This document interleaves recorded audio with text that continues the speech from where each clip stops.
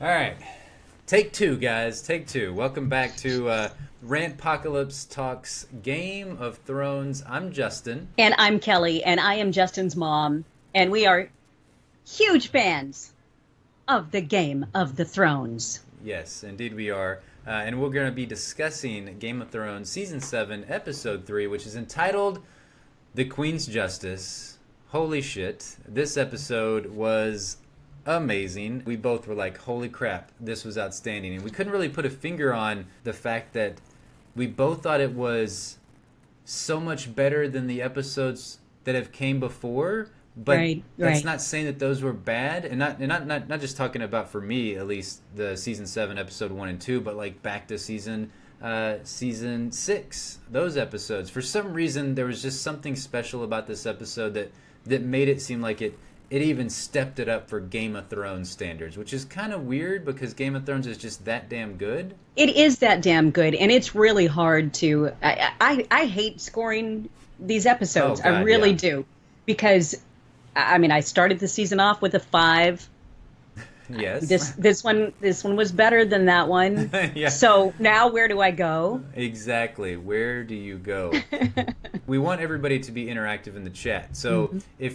if you're listening to this just via audio form on a podcast service such as iTunes and Google Play or whatever, Stitcher, you can't be a part of the chat. And we do these each and every Monday night. We try to do it sometime around 7ish, as close as we can get. And what we typically do each week is we go into the episode as a whole. We go through the synopsis, give our overall thoughts, and then we get into some topics about the episode. But I think Tanya gave us the best topic that we did not add on our list of topics. Okay. And I will add it right now, just for you, Tanya. I will add it just for you. And that topic is, should Tyrion be fired as Hand of the Queen? So I'm going to go in and add that right now. Okay. All right, so we will get into that topic as well. The first thing that we're going to be doing is going through the synopsis and overall episode thoughts.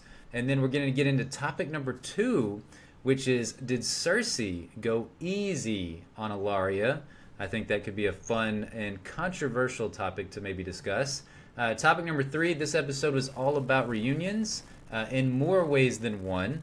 And we're going to discuss our favorite reunion from this episode. And then topic number 4, Dany is up Schitt's Creek without a paddle at this point. And what can Dany do next after we see another one of her allies fall in this episode?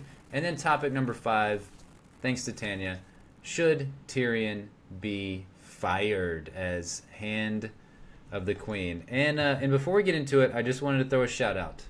So, spoiler alert, again, I don't think you'd be here or you'd be listening if you hadn't watched the Game of Thrones episode, but we lost a true badass in this episode. One of my favorite characters on the show, and we'll get into her, talking about her more as we go along with this recap. But I just wanted to say, Diana Rigg, you'll be missed, and I'm putting up a picture of Diana Rigg right now whenever she was younger. Oh, I have a feeling Oh, that she must have been, oh God, smoking.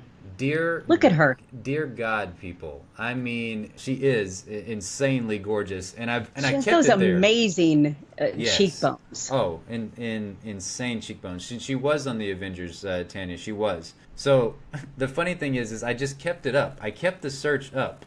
Like you know how you do on your iPhone. You have like different tabs of all Right. the pages that you've searched and everything. Stuff that you need for later. Exactly. And so, like, randomly, I'll just go to my phone. It's just still on the Diana Rigg page, and I'll just tell my girlfriend as we're, like, sitting in bed, man, Diana Riggs she was so fine. And my girlfriend, she basically Yeah. says she's going to murder me in my sleep. You know, how old is she? Diana Rigg? Yeah. Ooh. She's an elderly lady. So, She's... I mean, if I'm going to compete with somebody, I'm going to compete with you being lustful after pictures of somebody in the 70s. So, yeah, exactly. I'm like, That's oh, not... that's awesome. This is perfect. Unless I can invent a time machine, I Yeah. don't think she has to worry about Diana Rigg all that much at this point. She's 79 years young. So, yeah, she was born on July 20th, 1983. So, hey, We just missed her Diana, birthday. happy late birthday, boo. happy late birthday. Boo!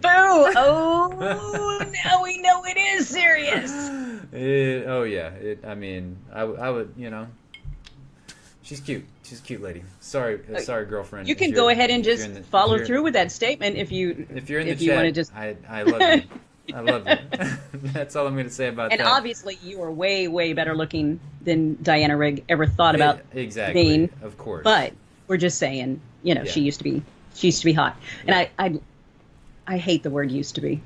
I know it does suck, but I mean that's just kind of It's life. It is what it is. I mean we all we're all young, and then we're not young anymore, and then we're old, and then we're not old anymore because we're dead. There Well, you go. good. This has been a really fun podcast, and thank you very much for joining us. And okay, I know I've shown this cup before, but doesn't it? I feel so Game of Thrones-ish. So regal. Mm-hmm. It is a nice cup. I agree with you. It is a very fancy cup, just like Queen Cersei. I'm sure she has her wine cup. There you go. That's your wine cup, but just with vodka in it. All right, so I say we get into the episode. Okay. And chit chat about everything that went down, because there was a lot that went down in this episode. Almost so much so that it's hard to keep up with everything that went down in this episode. We really only missed two characters from my count in this episode. We had no Hound, and I say two characters, Hound and Beric and Thoros, that whole storyline, and then Arya. I feel like that's the only two storylines that we didn't touch on this episode. Getting into the synopsis, this was what it says went down in this episode. Daenerys holds court. Cersei returns a gift. I love that. Cersei returns a gift. She just went down, went back to Walmart. She says, I don't really need these razors that I got in my stocking. I'm just going to go return them. No, thank you. And then Jaime learns from his mistakes. So I know, like we said, we've got a lot of topics that we're going to get into with this episode. But I do like going through the synopsis real quick, because I don't know if we're going to get into all of these things. But the very first one, Daenerys holds court, I think was awesome, because this was our first, like I said, that there's many different types of reunions that went on in this episode, and we can get more into that reunion a little bit later, because these two don't know that it's a reunion of the Targaryens, but we as viewers know that these are the two last remaining Targaryens. Yeah, I mean, when I was making my list, Yeah. I didn't include them until you brought it to my attention that, I mean, really, it's a family reunion. Yeah. So yeah.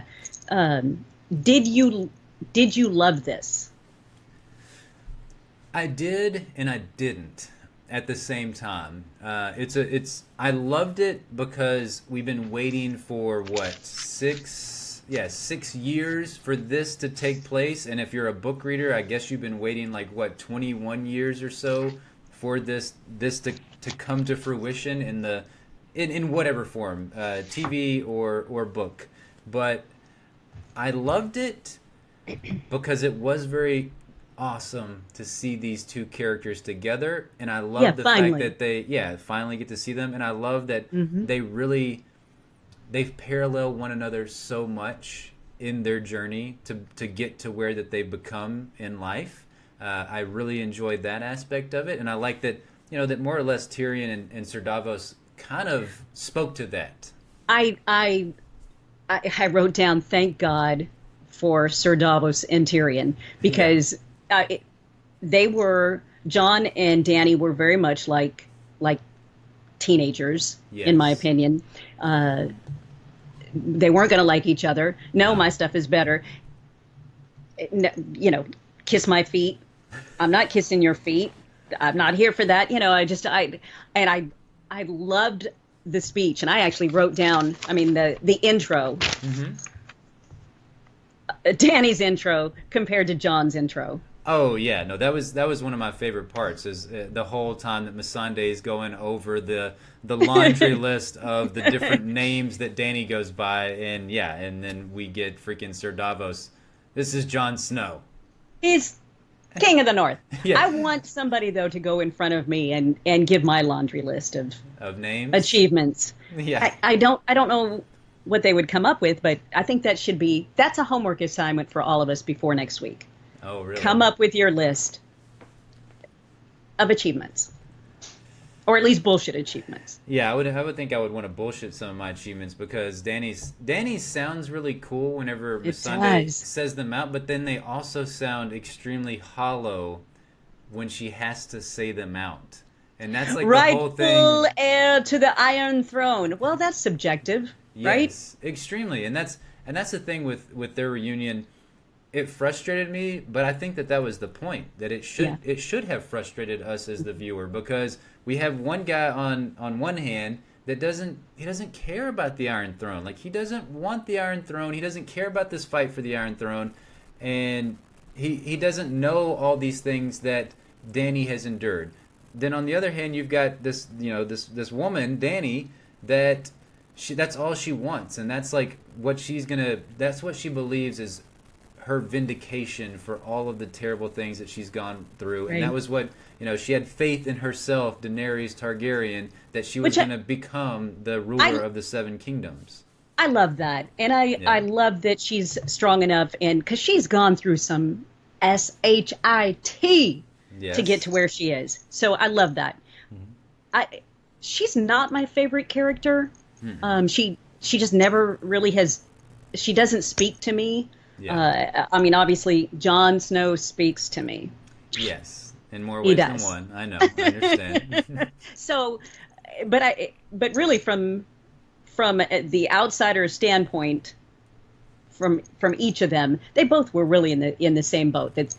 Why should I trust you? Why should I be impressed by you? I don't know crap about you. Yeah, no, I thought it was honestly perfect that they were both stubborn about it, but I think that they should be stubborn about it. If they weren't, then it would have been kind of weird. Like, obviously I don't think Jon was ever going to go there and bend the knee, but had he just kind of acquiesced a little bit, I still think that would have been kind of weird. And the same thing for Dany, because Dany has her goals and ambitions.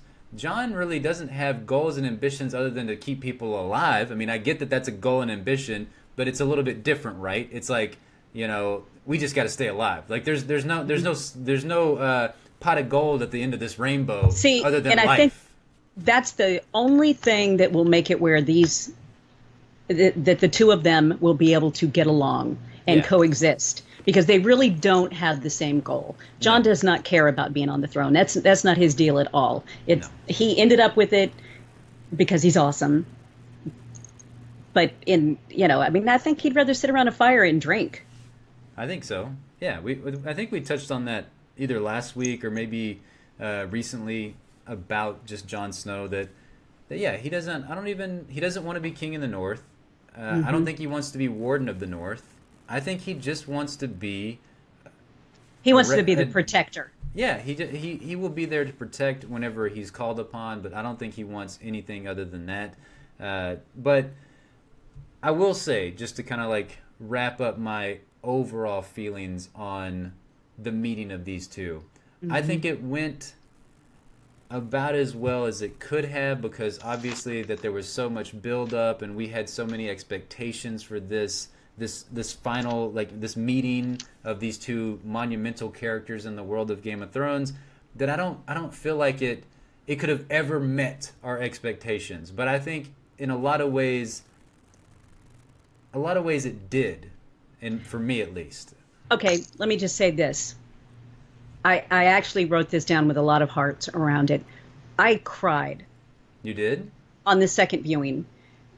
The second conversation that Jon and Dany have with each other touched me so much. The fact that they are starting to see some common ground, that they talk about all the things that they've been through. I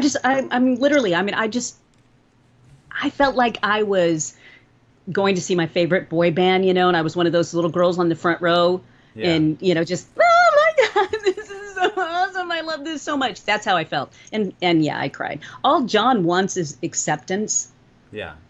And you see that so many times in the things that he says to her, like, so you believe me about basically, The Walking Dead. Mm-hmm. She deflects that.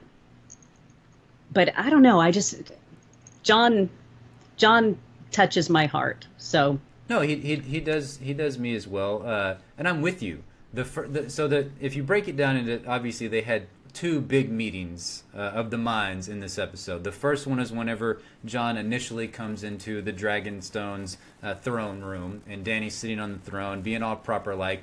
Because for me, it started off poorly because John is the type of guy that likes to get in the muck, and he's the type of dude that is going to meet that other, Lord, King, Queen, whoever it is. He's going to be the one that meets you right as you get off the boat. He's going to be the one that helps you off the boat onto the beach. And so, like, Danny's not that type because she's had to, like, put on these airs about herself for so long. She's had to, because she wasn't completely, she didn't have confidence. She didn't have the self-confidence for so long. Right. And she had to, like, project that confidence. And that was, like, another way to project confidence of, like, having Missandei and Tyrion and all these people, like, come out to make this big to-do about Jon Snow being there, and that Dany is so, omnipotent and powerful. She's so important. Yeah, so that important. She can't come down these steps fucking again to see you.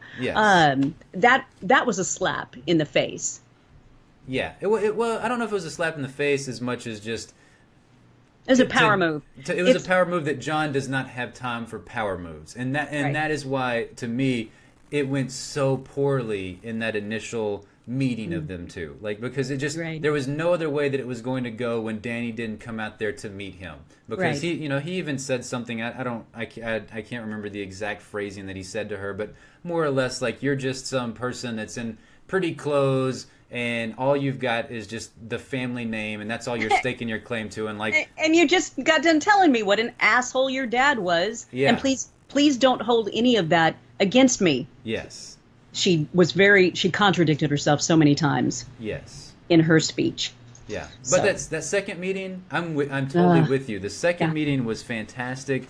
I loved how, after Dany talked to Tyrion, it kind of opened her eyes to say, like, your allies, you're losing allies by the minute, it seems like, at this point. Every episode, you're one ally down. And I love how she came to Dany and she said, perhaps we should all be examining what we think we know. Because she was talking about the fact that before Jon got there, he didn't know dragons still existed. And before Jon got to Dany didn't realize that the Night King and the White Walkers and the Whites, that all existed. So I really enjoyed that second meeting, and I'm with you. Like, Jon Jon does want that acceptance. Jon does want people to just believe in him because he wants humanity to survive. He doesn't care about, like, who sits on that Iron Throne, and that's what I like about him so much. Yeah. Again, you've got a dude that was a bastard. You were raised in the household with all the legitimate ones. Yeah. But your stepmama, she couldn't ever give you a hug, which really sucked. I hated that. How could she refuse that cute face? Love him. No, I agree. A lot of the characters, all that really boils down to them is just acceptance. Yes. Beyond acceptance. So yes. Like, and with Jon Dany, Snow, I think being a chick in a man's world, so she does have to make those dick moves of not coming down off of her throne. It's like the shit I do. When the big boss comes to town, I wear my tallest heels, so I tower over him. Yeah. It's a power move. No, it certainly is. It's just some people you need to make those power moves with, and Jon Snow, as we know him, I mean, that's the thing. Dany doesn't know him. If Dany knew him, she would have walked out there on the beach, gave him a big old bear hug. Yeah, and she would have had the dragon, fly her down, and she would have got off, and she would have went like, "Oh my God, finally! I've heard so much about you." Yeah, I don't know about all that, but come on, why not? I mean, it'd be pretty badass. It would have been badass.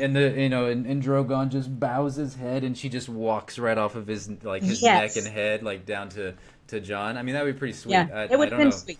I don't know how you can say anything other than, like, I bow to you. I bend the knee at this point. The knee is bent now. Right. Yeah, Right. no, See? I agree. Maybe you're onto something there. Hmm. I like what Robin brought up. Robin said, "Do you think, or do you all think that the writers are purposely making her so arrogant this season so they can bring her down to a more likable level at a later time?" I don't know at this point because, dear God, she's just been too extremely arrogant for my liking for a while now. I mean, Danny's always kind of. I'm with you. Like, she's never been my favorite character. I've never really warmed to her all that much. Every time that they would go to like wherever she was in the Game of Thrones storyline, I'm just like, And I feel not really doing it so for guilty me. about that, and I've had to overcompensate Yeah. and throw Danny love. Oh, okay. Because she's a Um, woman, I guess. and that she's You like know, she's not and like an evil woman like Cersei. right, right. And so it's like, well, I don't want to sound like just a bitch. I mean, here she is. She's just trying to do with, if she was a hot man, I'd be Yeah. all like, oh my God, I love this dude. So I don't know what the deal is. But I like it when she lets down her guard when she's with Tyrion, excuse Yeah. me. And she talks like a normal human being. Yeah, I'm completely with you. Like that's the moments that I've enjoyed Dany the most are those moments where she just acts normal with Jorah, where she just acts normal with Tyrion.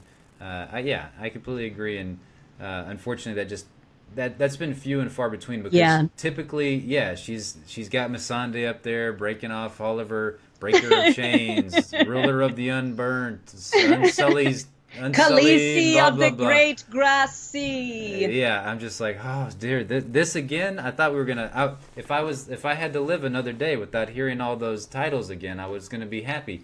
Yeah, but regardless, I'm with you. Like overall, the meeting was great, and it was. I mean, I had a big shit-eating grin smile on my face whenever John gets off the boat at the beginning of the episode. I couldn't believe that that's where they went to at first, that they went there immediately. I expected, honestly, I guess, I don't know what I was expecting, but I never would have thought that the majority of the episode was devoted to those two in a room together or out on, the walkway, the pathway Right. together, like just interacting. I expected it to be like one of those end of the episode type things, like John walks into the throne room and they talk for a few minutes and then it's just like scene Game of Thrones. Okay, so we have how many episodes this season? 7. Okay, I think that's part of it. I mean, we've now got 3 under our belt. Yeah. They're moving very quickly, and I'm loving that. Every episode, we get so much good stuff. I'm not loving that. I'll just be honest. I'm not loving that. Oh, I'm not loving a short season. Please, No. I have bitched and bitched and bitched about that. No, it has nothing to do with the short season for me. Yeah? Like it has everything to do with they're not letting things marinate sometimes. Like yes, they're letting certain scenes marinate for us, like they let Yeah. at the very end of this episode, because I think that I want to say that Jamie sacks Highgarden with it was like right around the 12 and a half, maybe 14-minute mark left in the episode. And then of course Yeah. that's you got to tack on the fact that at the end of the episode there's like a 7-minute period of all of like the behind the thrones type thing that they go into and discuss. So there's probably about 7 minutes for that whole Jamie scene. So we spent 7 minutes more or less with Lady Olenna and Jamie talking. And Okay, they it's let that driving me scene crazy breathe. What's because that? I cannot find the Behind the Thrones thing. It's not showing up on my HBO, and it's driving me crazy. Oh, it just comes on at the end of the episode. It does not. Oh, well, that's because if you're just watching it on like DirecTV or something, it's not going to show up there. You've got to go to like HBO Go or HBO Now or something, and then it'll just automatically come up at the end of the episode. Because I love when Yeah. they talk about it, when they explain it just a little bit more to me about, okay, this is what we were going for. Yeah.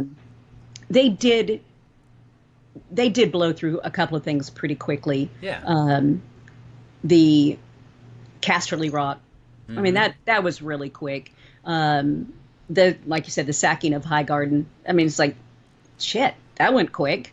Well, and plus not to mention the fact that those are the first two times that we've seen those places. Like we've never seen Highgarden, we've never seen Casterly Rock before, and this is our introduction to Highgarden, or introduction to Right. Casterly Rock. Finally getting to see those two places that have been mentioned so Yes. many times on the show, and they were beautiful places. I was Right. in love with both of the the castles and everything. But There were a lot of people on the internet that seemed to be very underwhelmed by Casterly Rock. really. And I think it was the idea of, like you said, that we just didn't get to see. I mean, Much that of it. was everything. Yeah, it was. I mean, it was. We did. I think we got to see a lot of it, but we didn't get to spend much time there. And with Tywin with did good. Yeah, I mean, it looked. He did a nice repair job on freaking Castle Rock. If he built it up from scratch, he did a fantastic job. Tyrion did an amazing job putting in That was- his place to get his ladies of the night to come Exactly. in. Good job on him. His horror entrance was beautiful. Yeah, it was. Robin said they were a bit underwhelming to me. I had them built up. I had built them up so much more in my mind. I guess I could see that, especially if you're a book reader, that they probably in the books, Martin probably describes them in a very grand manner. And I will say that yes, like Highgarden to me, just because it was like this whole scene where we see the Lannister army with Randall Tarley and his son, Dickon, coming up with Sir Bronn, and it did kind of like, it showed it just for a brief second. Like, Well, they it was really- like 3 buildings. Yeah, It is basically all they, and this is the richest that's true. place in our world. But compare it to Winterfell.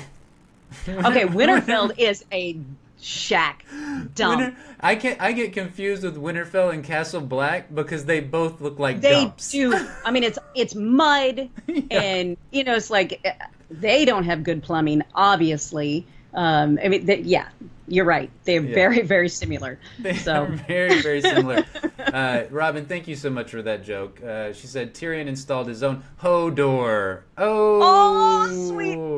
Robin, high five, hon. Yeah, high five on that one. That was a very Or- good one. Pound it out. Yeah, there you go. Pound it out, indeed. Okay, can we get to my reunion list? Well, please? no, we're not even on topic number 2 yet. Oh, jeez, I forgot. Mom, there were so many things that happened in this episode. I mean, come on. We're honestly But we I just loved my list. I know you loved your list. We honestly just got through topic number or synopsis part 1, Daenerys holding court. Like, this episode was insane. Okay, so we will get into your list now because the second part of the synopsis, Cersei returns a gift. Okay. So this gets into topic number 2, which was did Cersei go too easy on Ilaria? So we see Euron Greyjoy bringing in Ilaria, the Sand Snake Is it daughter? Tayin? Yeah, I don't Tayin. know. Yeah, I'm not 100% sure how to pronounce her name or anything. But anyways, I'm doing it again. Sorry, I'm gonna take me off for just a second. There we go. And Put me back on. Yara. And Yara Greyjoy, yes, exactly. That scene was so stinking beautiful. Him on that black horse with his freaking crazy eyes. I just loved it. I loved how proud he was and how How happy was. He was joyous. He was completely joyous. The idea, that a Greyjoy is going through King's Landing and being cheered. Fuck y'all! Fuck y'all! Fuck y'all!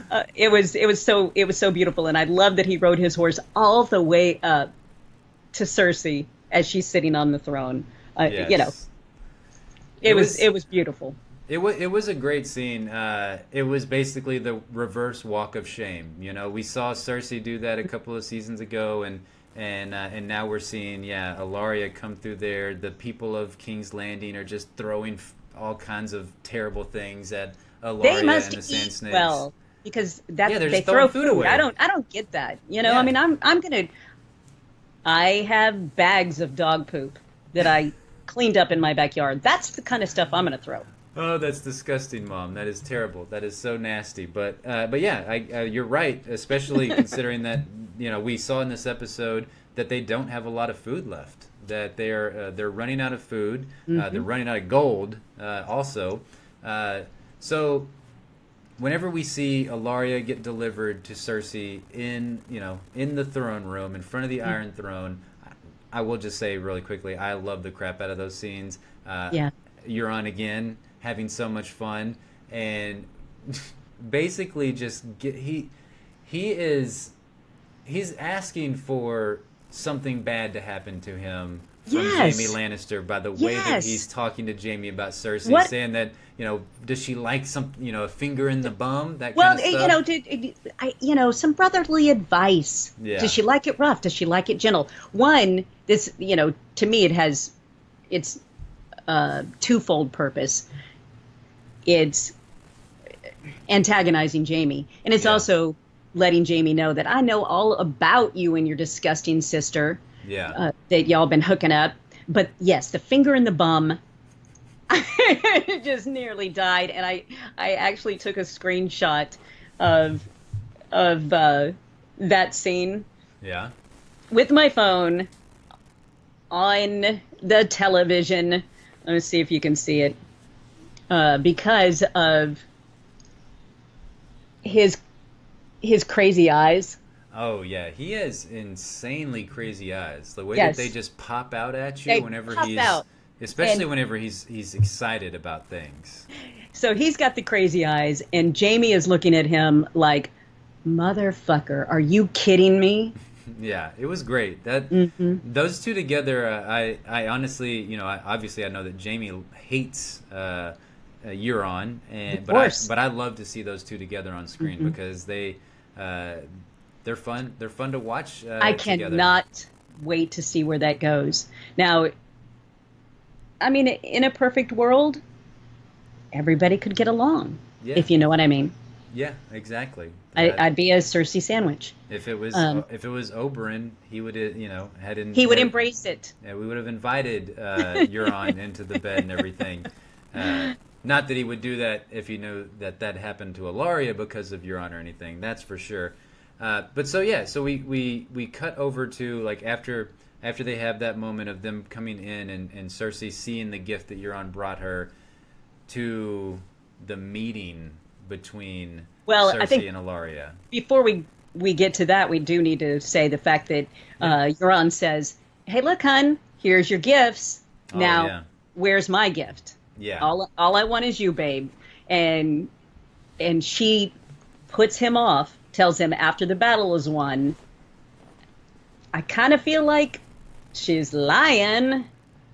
She has no intention of marrying him.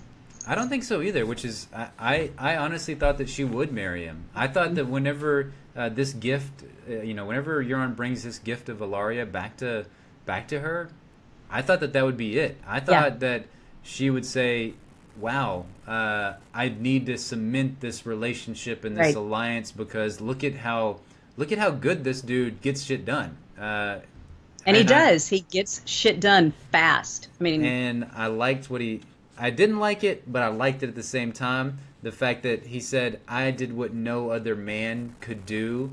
I brought you, this individual that killed your daughter, and I've got two good hands. no, the two good hands wasn't in this one, but Oh, he it might. wasn't? No, I think that was last week. Oh, was it last week? yeah. I'm getting confused because I watched the episode right before I watched episode 3 again. He gave him the dig last week about the two good hands, but basically, but you're right. I mean, everything he says is planned out. Yeah. It's concise in just another. It's not. He doesn't stab Jaime full on. No. It's just all these little paper cuts. little paper cuts make him bleed out. Yeah. Jaime's gonna go insane. He's gonna go crazy. He's gonna kill him. I don't know if there's any other outcome other than death for Euron at this point, because I don't see Dany's army taking care of Euron at this point. I don't know No. if I see Yara taking care of Euron at this point. I don't see Theon. Just briefly, we'll touch on it. We saw Theon in this episode. I don't know who came up on Theon. That looked like Euron's sigil and everything, but obviously that's the Greyjoy sigil. Right, So right.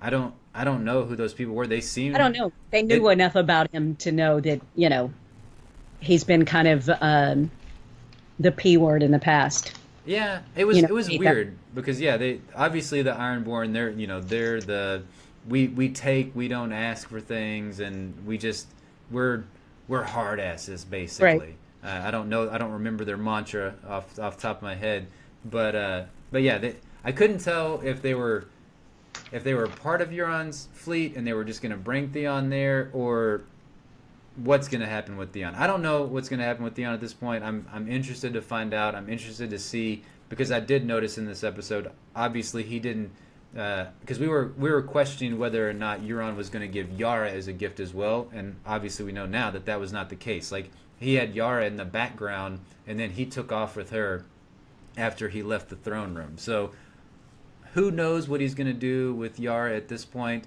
Robin points out that Euron is horrible in the books. Like, he's a very nasty character, and even worse than Ramsay Snow apparently in the books. So if he's worse than Ramsay Snow, we are very familiar with how terrible Ramsay Snow is in the TV show, or was in the Right. TV show. He was Right. worse than Joffrey.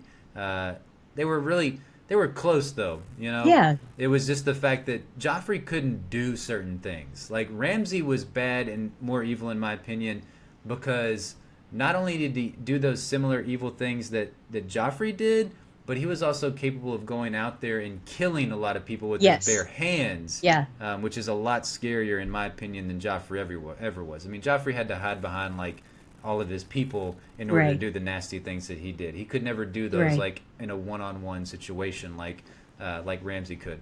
But anyway, And Euron is one of those characters that I can't wait, and I hope and pray that Jaime is able to kill him, but I don't want it to happen anytime soon.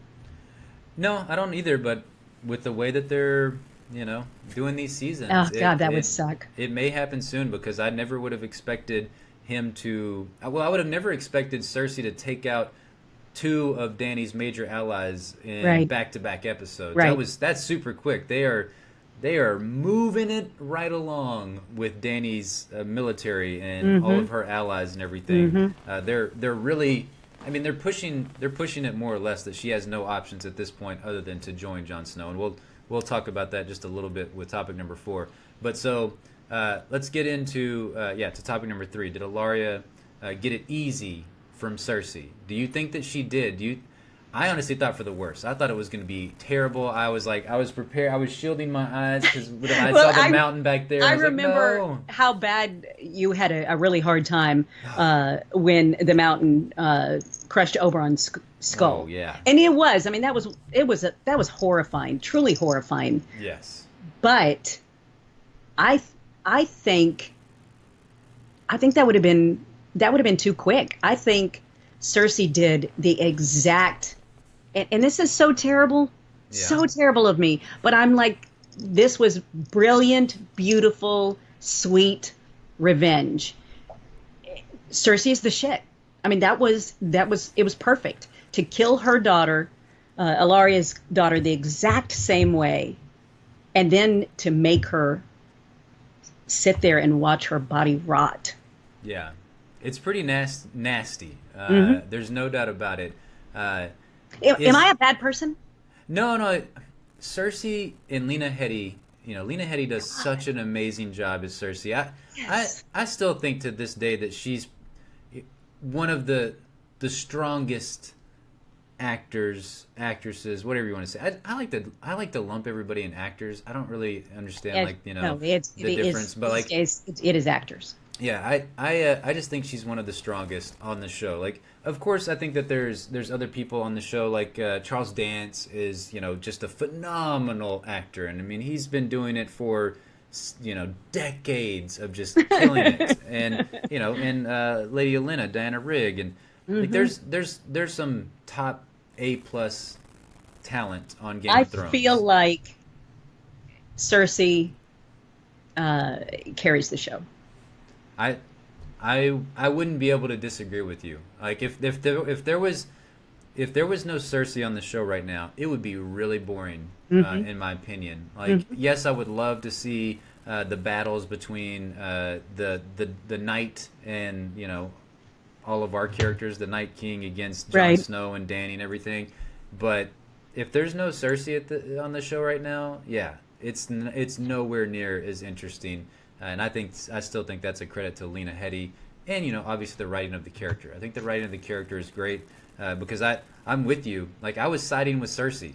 Yes. As messed up as it is. Like, the thing is, Oberyn would have never wanted Ellaria to kill Myrcella like that. Oberyn he would have been because completely of against Oberyn. that. Yeah, he died because of Oberyn. Like, he was showboating, and it cost him. It sucked. Nobody wanted that to have happened. He was barely on the show in the grand scheme of things, but he's one of my favorite characters on the show. Like, he was just that strong of a character, right? And but what Ellaria did was just was evil. The way that she killed Myrcella. I mean, Myrcella got shipped off from her from her own family to go to this foreign place she didn't want to go, and ended up falling in love with this kid. Great story on her part, but then to kill her in that way right as she's like getting away and everything. So it is weird. It is very odd to say, like, and then I was just like, yes, kiss that bitch. Yeah, it's terrible. Yeah, Tanya says the same thing. Ellaria deserves it because she couldn't let Oberyn's choice go. Yeah, it was his choice, and so I completely agree with you. Like, she messed up, and Cersei got her ass. Yeah, and very evil. But I guess I kind of agree with you guys, because I think Robin says the same thing, that's horrific. Tanya said the same thing too. Like, that's probably one of the most horrible things that you can have it happen to you, especially as a parent, is to not only watch your child die, but then to see the body rot. Right. And to have no control over your own death. Yes. Oh man, I loved it when she said that line to her when she said, "You must have felt real powerful when you made that choice. Feel powerful now." Oh, that gave me chills whenever she said that to her. And yeah, the crazy thing is Cersei has been getting everything that she wants, everything. And for a while there, we had so many good string of feel-good victories on Game of Thrones last season. Like, last season was the feel-good season. Everything that we wanted to have happen happened, We had all the good guy victories last season, more or less. But, gosh, I'm not even sure what I want to have happen. I love Cersei and Jaime so much. Yeah. But their win is a Jon Snow loss, and that's where I have an issue. Yeah, exactly. I still want Cersei to die, and I want her to. I think at this point, like we talked about last week, I think that something is going to happen between Jaime and Cersei. I think Lady Olenna kind of planted some more seeds in Jaime's head of just how crazy she is, right? And I see how. That's what we love about Jaime. We love Jaime because Jaime has this opportunity. He's about to beat one of his enemies, and he had to talk Cersei out of wanting to do these despicable and horrible, evil things to Lady Olenna just to get her revenge. And that's still, I know Jaime's in love with her, and in that look that Jaime gave to Cersei when they were in the bed, you can see, like, it's true love for Jaime. God. Like, I mean, he does. He does love her, and that's why I question. I thought for a long time that he was going to turn on her. I don't think it's going to happen now. And when he has that conversation with Lady Olenna about, she's saying, she's poisoned. She's just, she's a disease, blah, blah, blah. Yeah. And he's kind of like, yeah, but But she's my disease. I love her. I thought that Cersei made a really good move taking him to the bone zone after, and plus, of course, we got to see some Jamie Lannister, but we don't get enough of that on this show. I'm so sorry that we don't get that for you, Mom. It's wrong. I don't understand. They have him there. Why would you not show that sweet bite? Yeah. I don't know. Well, they did. They did just for you in this week's episode. Just for you. Yeah, it's that was a very weird moment. It kind of brought me back to whenever Jaime attacked Cersei on Joffrey's grave. Yes, my God. These are some sick people. So sick. Yeah. What makes them horny, baby, is weird. Yeah, killing people, torturing people, dead watching kids. your kids die. Yeah.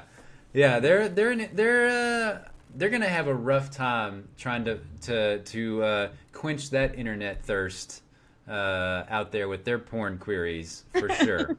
I don't think that's a category on I don't know any of the porn sites. Who knows? I do not think so. You would know so much better than I. I don't think so. I like Robin said, Jaime will go down with Cersei. He's in it with her until the bitter end.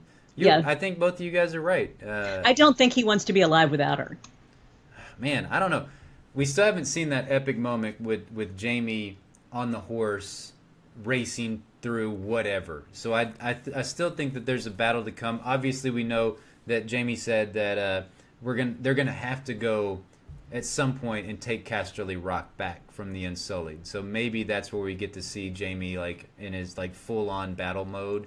But I don't know. I don't know. Yeah, I'm kind of with you. At first, for the longest time, I kept thinking that Jaime was eventually going to turn the tables on Cersei and want to murder her. Yeah, I just don't think it's going to happen. Yeah, I don't know. I'm curious to see what Jaime tells Cersei after that meeting with Lady Olenna. Yes. Now that was something that you and I discussed a little bit before we went on the air, and that's going to be really interesting. I feel like for his own sanity, he needs to not tell, because she's going to be like, well, see, you wanted to give her the nice way out, some sweet poison that just basically puts her to sleep. And I wanted to do all these torturous things. You should have listened to me. So I don't think he'll tell her. You're probably right on that point as well. It doesn't behoove him to tell her at this point. That wouldn't be the smart thing to do. It's not gonna do him any good. He knows that she's crazy. Yeah, he does. He gets that. I honestly thought that it was the end of them, in the season 6 finale. Whenever he came back in and she was being crowned the queen, and just like the way he looked Tom at her. had just died, and she's all like, those kids were in my way. Yeah, he betrayed me. Now he's dead. I thought that was the moment, and I thought we were going to see a changed Jaime in season 7, but he's like deeper in it now. Like, I think he is too. He's into power. Yeah. I don't know. He's into Cersei. I don't know about power, but I think he's into Cersei, and Cersei is powerful at this point. Right. No, so I guess that turns him on. So he could be in his shack with her, and he'd be happy. Yeah, I agree. I think he could. He didn't care too much about Casterly Rock getting killed, getting destroyed, getting taken. Not getting destroyed. It barely got it. Taken. There's a little bit of blood on it, and that was it. Not a whole lot. Mm-hmm. So, but I guess we're both in agreement that Cersei did not go easy on Ellaria. That was like a very horrible way for Ellaria to have to live out her days. So it was perfection. There you go. Yeah, Cersei. Look at her coming through with the perfect way to get back at Ellaria, killing Myrcella. So, all right. So horrible. I know. We're gonna have to take showers after this. Everybody that's listening, we're all gonna have to go bathe ourselves in some holy water or something to exactly to get ourselves back on the right track in life. All right. So topic number 3, our favorite reunion. You got a list of all the reunions, so I did, because as I'm watching, I'm thinking, wow, this does seem like a reunion show. This is what I came up with. I added Jon and Dany after you mentioned it to me. But basically, Jon and Tyrion, so great. I love their they're on opposite sides of things, but they still have this rapport that's just so great. I just loved it. Bran and Sansa, Yes, which was really weird. That was so weird. I did not understand what happened to Bran. I get that he's the three-eyed raven now, but does that mean you have to be a douche, basically? And the way that he's like, you looked beautiful in that dress on your wedding day. Bro, that's the day that she got raped later on that evening. You saw that part too, right? And I know he was trying to just let her know that this is how powerful I am. I can see all the shit that happened. Yeah. And deuces on the deuce that you made earlier. That was that was a really good one. But I mean, it's just like he was just so. You love the poop talk, Justin. You love the poop talk. I thought I didn't understand his lack of emotion. Yeah. I didn't get it at all. Yeah, I didn't understand it, but I'm trying to think, like, I'm trying to remember the last, because Bran is one of those characters on the show that we see him so sparingly. Mm-hmm. Like, he'll be in he'll be the central focus for a couple of episodes, and then he just disappears for a considerable amount of time. And he's kind of been off and on again lately. He's been obviously more of a focal point because he's the three-eyed raven, and he's right now he's the key for the Night King to get over the wall, because now that he's gotten to Castle Black, went past the wall, and is at Winterfell, that means the Night King can get through the wall. As from what I can remember, I can't remember all the specifics, but I know. Yeah, I just didn't understand that at all. Super awkward, super weird reunion. Sansa was super excited to see him. And how she even recognized him, I have no idea. Yeah, that's very true. He's changed a lot. He's changed dramatically compared to Sansa. Like, Sansa looks the exact same. She just looks older. She looks more mature. Mm-hmm. Bran looks like a completely different person. Right. He grew like 3 feet in between season 1 to season 7. He looks like a young man.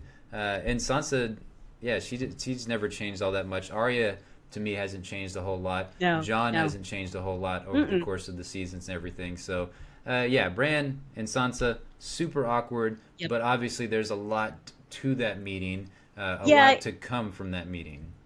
I haven't. He is definitely not one of my favorite characters. I know he's important. Yeah. That storyline is important. But if I never saw him again, I'd be fine. So. You won't be saying that when he wargs into a dragon and goes ape shit on those freaking White Walkers. That would be super awesome, and I'll love it then. Yeah. But until then you'll be speaking Bran's name. Until then, not so much. Next reunion was The Mountain, and that was a horrible one, but it happened. It made my list. I gotta tell you this comment from Christina. She said Bran showed up in season 7 old enough to have a minivan and a mortgage. Yes, and live down by the river, guys. Excellent. Yeah. Oh man, nicely done, Christina. That was a good one. So you said The Mountain and Ilaria. Mm-hmm. Yeah. Terrible reunion. Horrible, awkward. Can't believe you brought that up. How dare you? How dare you? Ilaria is not going to like that. She's not going to like that. Nope. This one I loved. Jorah and human contact. Yeah. Now he gets to touch people again. That handshake was everything to me in this episode. It was probably one of the best moments in Game of Thrones history to me, was just that simple handshake. But it could be because I love Jorah and I love Sam so much. They're two of my favorite characters on the show, and Sam's such a sweet, nice guy, and he went out of his way to save Jorah from certain death, and obviously Archmaester was like, don't, this could be his banishment from the Citadel, and like no longer being able to learn or anything like that. And yeah, that moment where they just, and then the part where, you know, it would have got me enough as it is, just that simple handshake, but Right. then Jorah put the extra hand on his hand to be, you know, that was like the, you don't know how much this meant to me. Yeah, I wanted to cry then. I wanted to cry then. I right know there. it was so sweet, and you know the idea that now he's off to find Danny again. It was wonderful. And may I say, Jorah Mormont, dude, the crunches are working. Ah, Yeah. you look good. I'm so glad it's not covered in grayscale anymore. Yes. Okay, this last one I thought you would love. Yeah. Okay. Us as a viewer, Yeah. and a quick glimpse of Bronn. Yes, I did enjoy seeing Braun. I still think it's kind of weird that we didn't get to hear him speak or anything.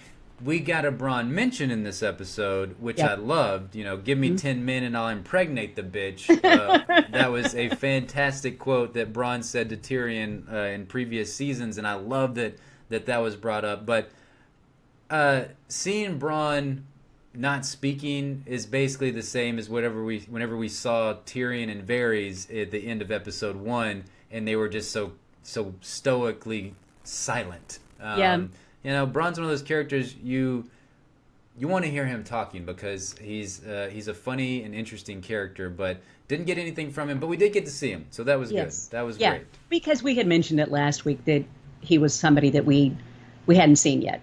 Yeah. So Yeah. I knew you'd be happy about it. I was very happy. Michael, I was going to say, Michael pointed out a very good point. Mm-hmm. That now that Jorah does not have that grayscale, now he can not only have human contact, but skin-to-skin contact with one Daenerys Targaryen. Okay, I'm curious. Yeah? Do you feel like maybe she might be a little more receptive to this man that has gone, you know, to all ends of the earth? If I was her, Or I would her? be. I don't know why you wouldn't be. I mean, she obviously loves him a certain way. Mm-hmm. You know, I don't know if that she looks at, I don't know how she could look at him as like a fatherly figure, but maybe she does. Mm-hmm. I don't know, but you know, I mean, damn, the guy has been putting in work to get with Daenerys. And I know. Come on. It's Bone Zone time. Michael said, "Nope, friend zone." Yeah, I feel like it is the friend zone. I do feel like it is very much a fatherly figure. Yeah, which I mean, So- I think. She needs that. Well, I think Jorah could die a happy man though if he dies saving Daenerys or dies defending Daenerys. He obviously did not want to die in this freaking In exile at the Citadel. at the In a Citadel, little trying stupid to get, cell.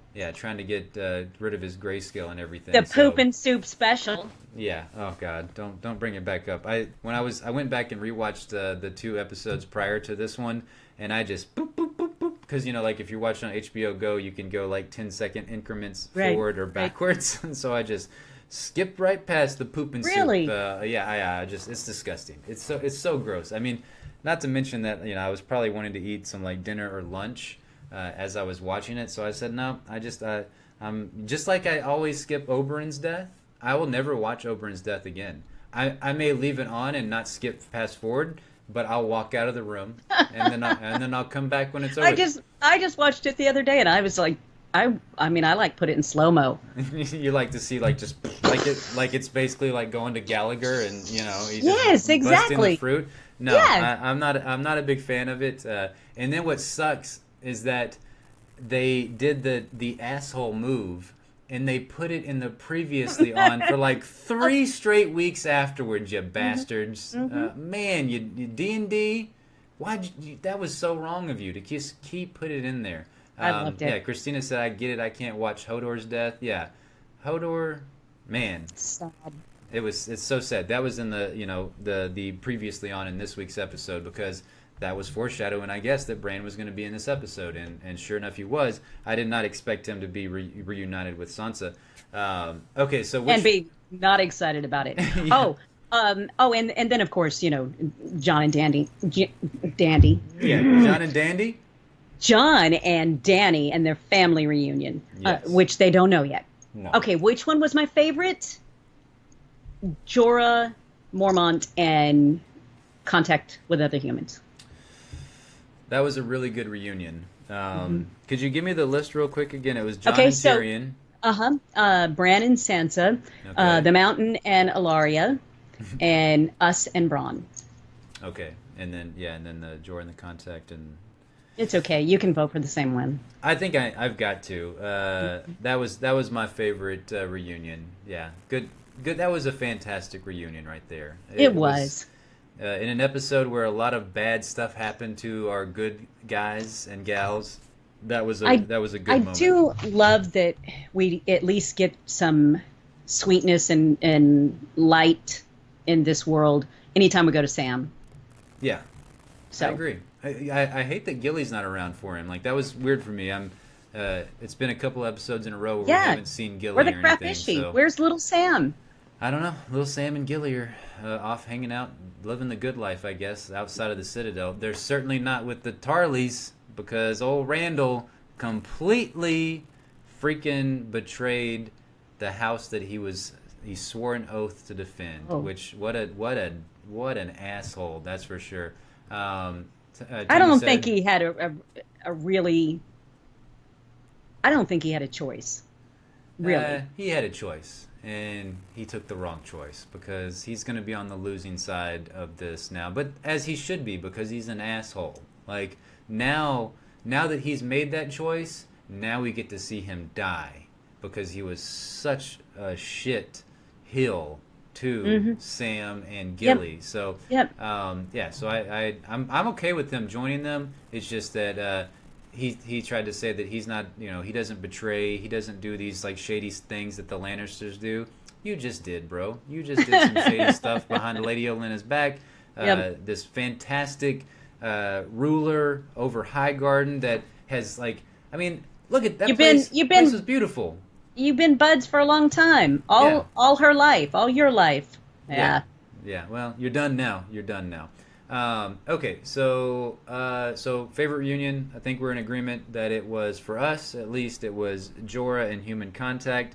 So that was a good one. All right, so next two topics really quickly. We'll go through these. What can Dany do next? So really quick aside on what Dany can do next. We were talking about the fact that it was a reunion between the Targaryens, the family reunion. I think that that's going to come into play here pretty shortly because Dany definitely knows that Jon is hiding something. Davos almost said it to. Well, he did say it. You took a knife in your heart for your people. Yeah. And then went. Yeah, he was wanting to. He's like, How- he died. Yeah. Well, how do you take a knife in the heart and not die? Yeah, exactly.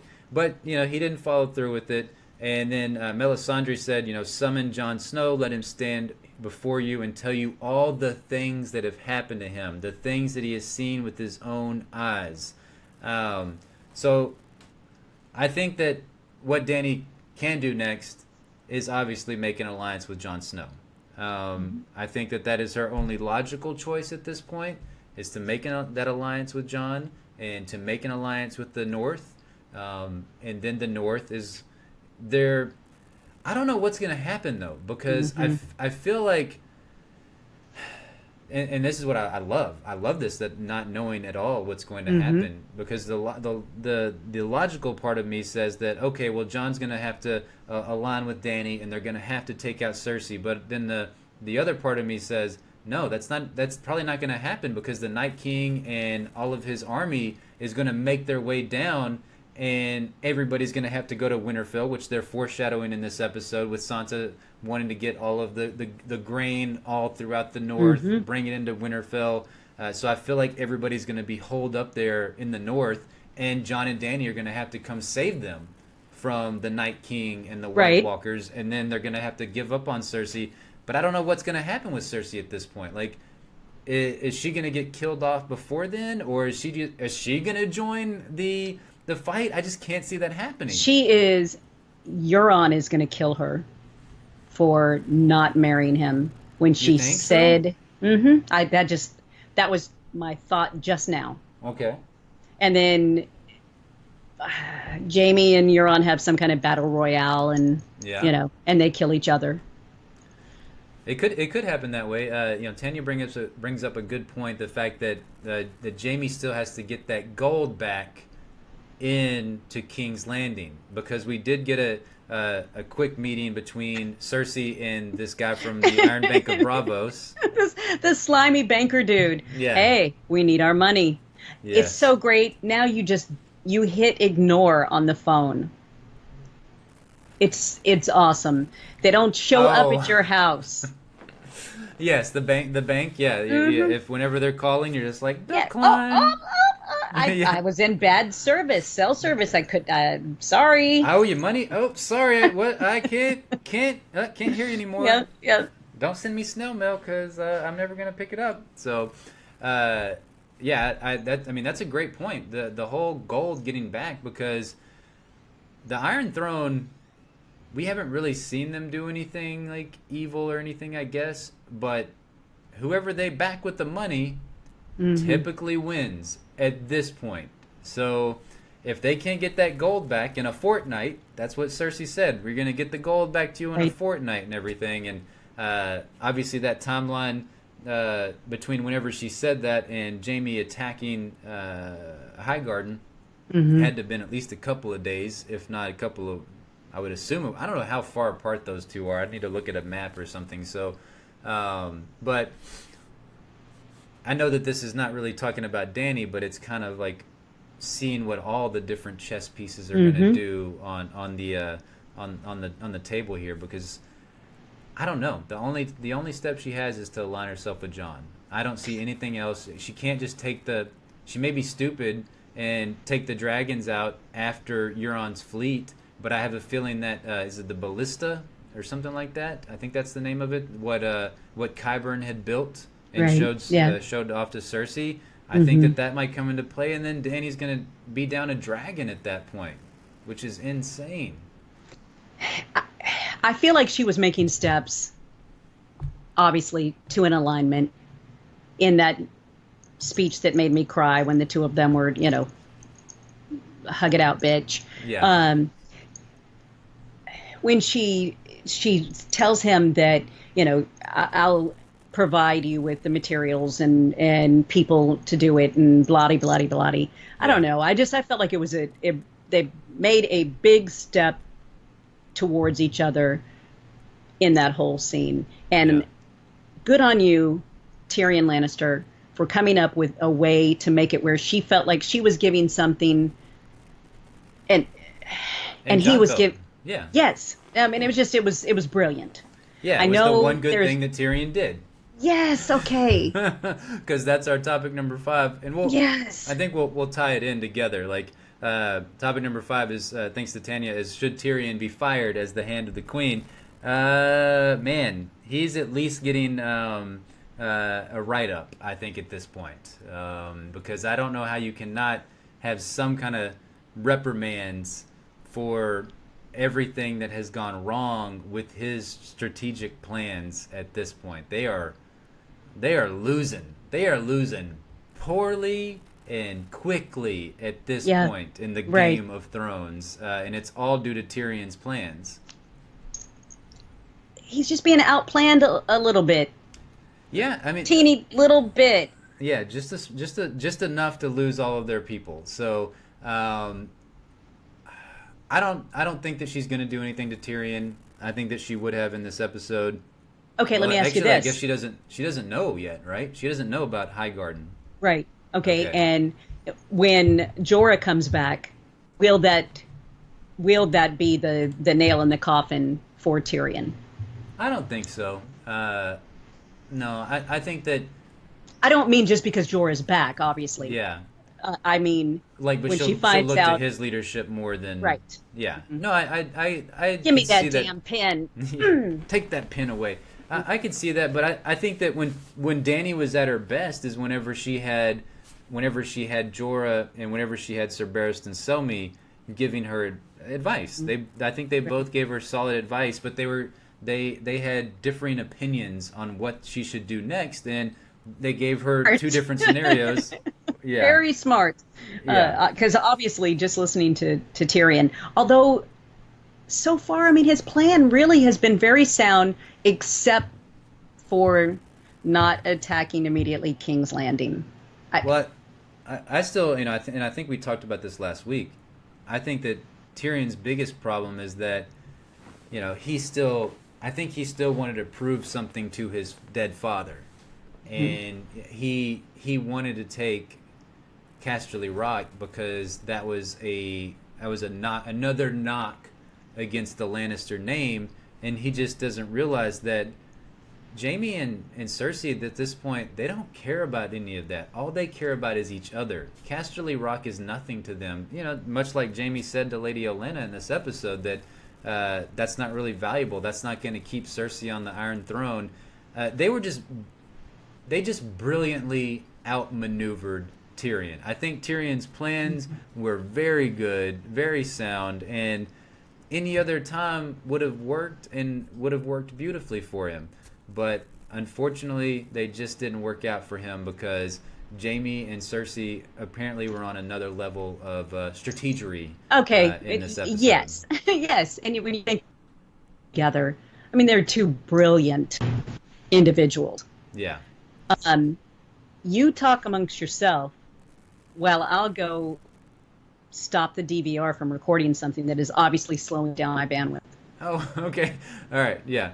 You go do that. Go fix your DVR.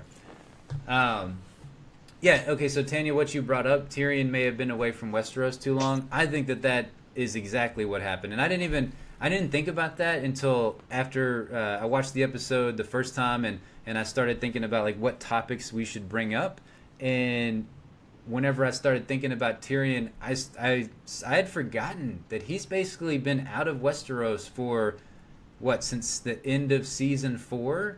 So it's been a long time. Like Jaime and Cersei are completely different individuals since he last saw them, and a lot of things have happened and transpired in Westeros with those two characters. So as much as Tyrion knew them before, they're obviously completely different now. So I think that really hurt him as well in his planning, for sure. And so Christina, you said, I think Dany needs to remember what Lady Olenna said to her, ignore the men and be the dragon. Yeah.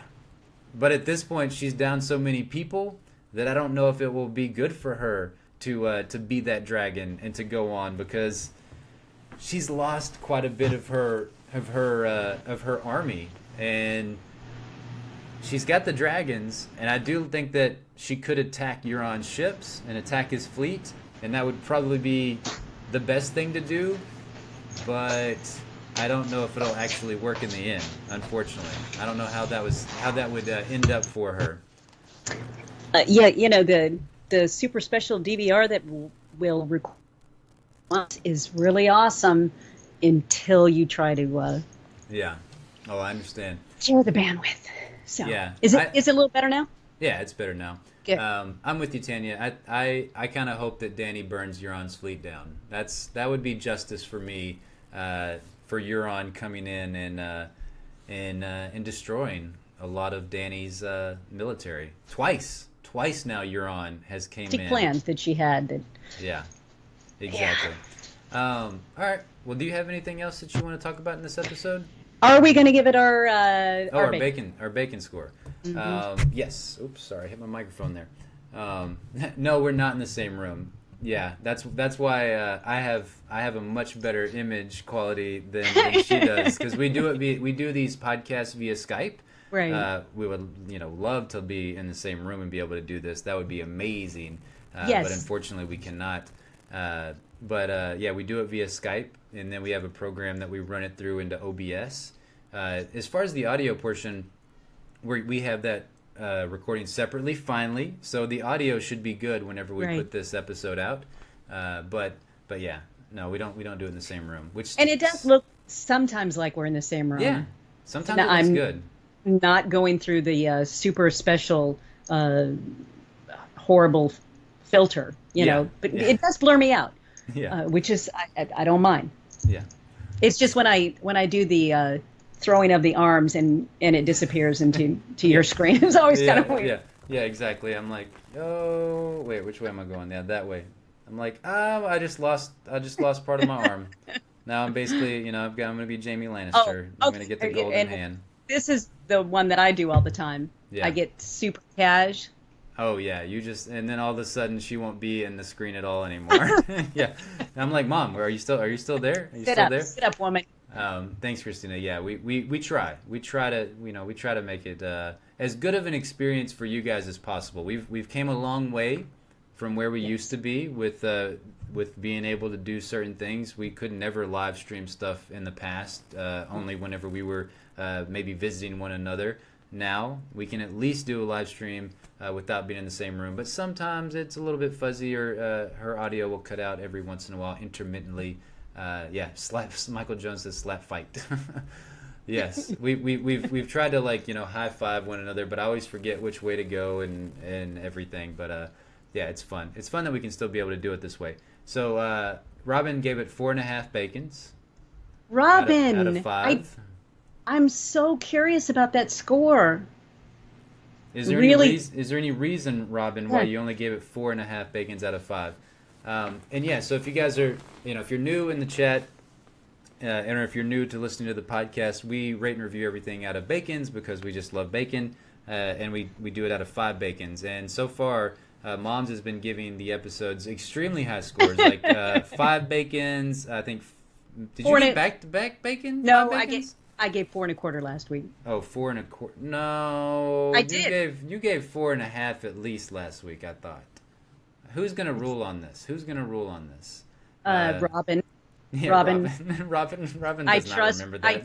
I trust Robin. Robin's listened to like 30 podcasts since last week. I know, but so, who votes in bacons? Only us. Yeah, that's true. We are the only And ones. the imposters, maybe. Yeah. Apparently everybody's missing our 12 Monkeys reviews. So, Oh yeah. my God, I can't believe that. Yeah. I can't know. believe anybody still. I can't Remember believe you guys are still here after all these years of us doing those 12 Monkeys reviews. Right. I missed the show as well. I have not watched season 3 yet. I'll be honest. It's not that I didn't want to watch it. I don't have sci-fi for one, and they did that whole weekend binge thing, which I thought was a little bit interesting and would have been horrible to try and review. Reviewing God. Netflix shows sucks because if you don't get them out super quick, then a lot of times people don't Right. care unless you just have this huge listener base or subscriber base on YouTube or whatever. So, all right. Tanya says I'm going to give it 4.5 bacons for all the reunions. Robin said I really enjoyed it, but still waiting for the episode that will blow me away. They haven't quite gotten there yet this season. Christina said 5 bacons, 4 pork bacons, and 1 turkey bacon. Hey, I like turkey bacon. Turkey bacon's good, but the pork Bacon bacons is bacon is bacon. Yeah.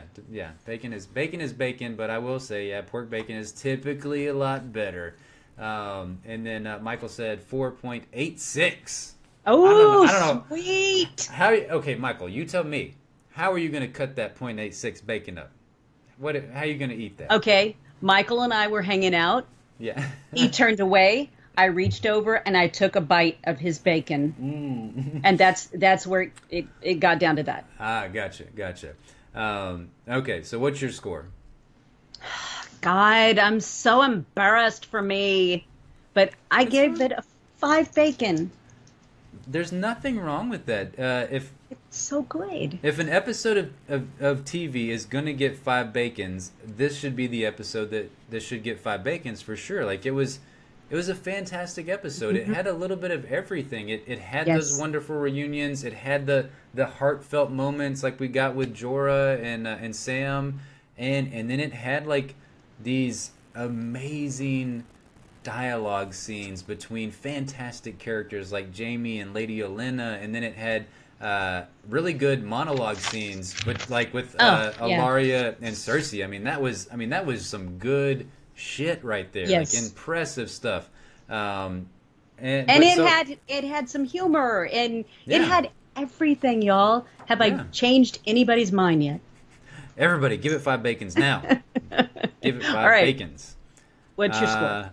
I am going to give this episode. I'm right there with Robin, and I'm right there with Tanya. I'm going to give it 4.5 bacons out of 5. There was just like I don't know how to please you people. Well, okay. I mean, just to let you know why I'm giving it a half bacon off. Okay. Danny's attitude kind of annoys me, and that's always been the case. Mm-hmm. And she was in rare form in certain parts of this episode. I'm just like, oh God. And I even said in my notes, I want to love her, but I just don't. Yeah. And then John not using the fact that he freaking died and came back to life in order to convince people to join him. I'm like, just freaking tell somebody. He didn't tell Sansa. Put that on your title. Exactly. When they're, and back from the dead, it's the King of the North. Exactly. Jon Snow, the Undying Man, or something, just something like that. The man that never dies, whatever you want to say. I don't know why he still hasn't brought that up to anybody. I don't get it. Like, He's a humble dude. You don't go around telling people, I'm just like Jesus. I came back. I don't know, but so that kind of irks me. Bran acting so freaking odd. That definitely was just super weird. And then this is probably one of the big ones for me of why I gave it half bacon off, is that Dany's got her freaking dragons. Well, Jon Snow has something that's pretty freaking awesome too, and it's some big ass dire wolves. And why, oh why, do we not get to see freaking Ghost? How badass would that have been? Like, Jon Snow comes into the throne room and he's got like gigantic ass Ghost right next to him, and he's like, well, your dragons aren't going to do anything for you in here as my dire wolf bite your face off. So I don't know. That really kills me that they've downplayed the dire wolf so much. And I understand I think they were they not super heavy in the book? Yeah, no, they are, and it's due to budget.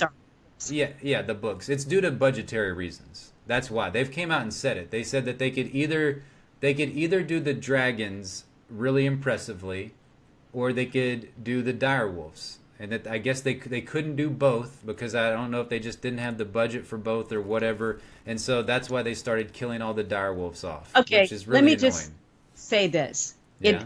It's so easy. It's perspective. Here's my little pin. Yeah. Here's my huge pin. Yes. Yeah. Draw a little closer to the camera. Yeah, I don't know. It's very weird to me, and but I'm with you. The episode was fantastic. Yeah, I'm with you, Michael. Hashtag Team Direwolf. I'm there. And Robin said, "LOL." I think John shit his pants when he saw the dragons that first time. When he dropped to the deck, it was great. Yes. Now John shits his pants whenever Sir Davos introduces him. John, not as snowy. It was a really funny moment, though. I did love that. So yeah, but 4.5 bacons. I'm with everybody that's saying that they're waiting for that one episode to just like completely blow them away. This episode still blew me away, but I know that there's that episode coming where I'm just gonna be like, oh my god, that was amazing. And it's coming. I know it's coming. Like, we've got some crazy shit that's gonna go down with the Night King, the White Walkers. Like, they're getting closer to Castle Black, getting closer to Winterfell. I can't wait. Like, I'm gonna have to break out an extra package of bacon for those. Yeah, exactly. We're gonna eat bacon live on the stream right there. So there's big money in that. Yeah. Oh yeah. No, I think we should start adding that. Our other live stream during the week is just live streaming us eating food in real life, eating or whatever. Yeah. If you guys don't know anything about this, just go. There's an app called Twitch, and just go on Twitch. Yeah, I think you can probably find it on YouTube as well. You can find it on YouTube. Yeah, just people eating. That's all they do. It's the grossest thing. Yeah. I don't want to watch you eat, and I'm very fond of you. Yeah. Well, the feeling is mutual, Mom. The feeling is mutual. But I still love you. Okay. Yeah. Okay. Christina said hashtag bacon finale. maybe that's a good time to do it. I think we will all do this together. We'll eat bacon. Yes. The finale, we all eat bacon together. Robin brings up a good point, and I want to leave. This is my final thought because we've been going for a long time, and I know you got to get up early in the morning. Robin said that I'm saving my 5 bacon rating for when Jon finally finds out the truth about his parentage. That's going to be insanely awesome. The fact that Daenerys is going to find out as well that Jon is also a Targaryen. I cannot wait to. That's the moment that I can't wait to see between the two of them. And there was something that happened in this episode. I don't know if you guys caught it. You probably did. But whenever we were up at Winterfell with Sansa and Littlefinger, and there was some other lords that were following around here. I can't remember who it was. The wannabes. Yeah, exactly. Somebody said Master Lewin kept a copy of every Raven scroll. Mm-hmm. And Littlefinger, we're talking about shitting pants. Littlefinger definitely shit his pants in that moment. So that was a big thing right there that was in this episode, was just something very, very subtle. Probably, I mean, maybe a lot of people noticed it. I don't know. But it was definitely something huge for me because Littlefinger, just like Cersei, is going to get her comeuppance one day. And with that little bit of news, if Sansa goes in there and starts reading these Raven scrolls, she's going to find out that Littlefinger betrayed the Starks. Yeah. So that is going to it was be all his awesome. fault. Yeah, it's gonna be a reckoning to come for Littlefinger. Because at this point, I don't really know what he's gonna do on the show, but I still love him. He just hasn't been given a lot to do this season, which I really hate because that actor is fantastic and I love the character and everything. He's like Cersei, he's one of those that we love, but we hate that we love them type of characters because they're really good. Yeah, you love to hate him. Exactly. All right. Well, that was it. That's all we got for this week's. That's it. Yeah, that's all we got. Like a whole almost hour and a half long review of a Game of Thrones episode. But it was a lot of fun. If you want to be awesome like Robin and go support us on Patreon, you can go to patreon.com/rantpocalypse and go pledge your patronage there. Hashtag buy mom better internet. Yes, there you go. Yes, that would be fantastic for you to have better internet. And also, we would love if you are listening to this on iTunes or Stitcher or any of those podcast services, if you would leave a rating and review for us, preferably 5 stars. You can hate our guts. You can say that we suck, but just put that 5 stars there first. You know, that's all we really care about. But if you do have nice things to say, we would really appreciate that as well. And thank you guys for everybody that has reviewed us. We've gotten really fantastic reviews from some of you guys, and we really appreciate that. That really helps us because there is a crap ton of other Game of Thrones podcasts, and we just want people to find us.